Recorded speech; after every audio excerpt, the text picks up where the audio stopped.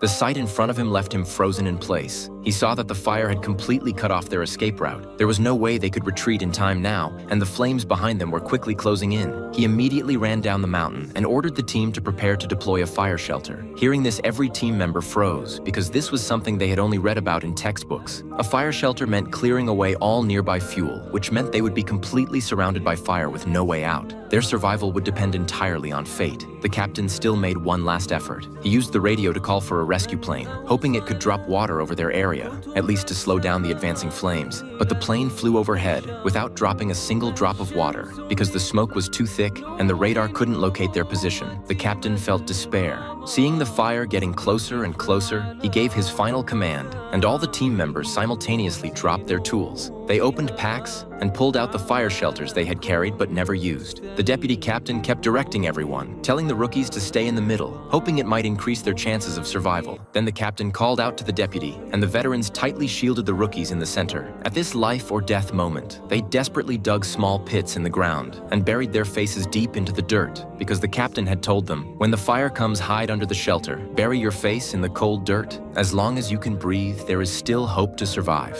They believed the captain's words would never be wrong, but this time they underestimated the power of the fire.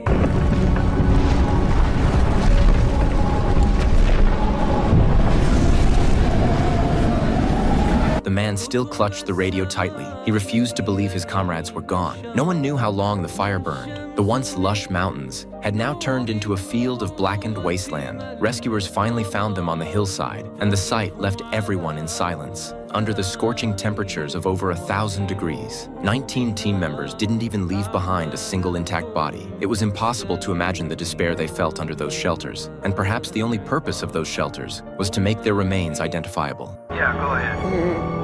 Medic on scene. 19.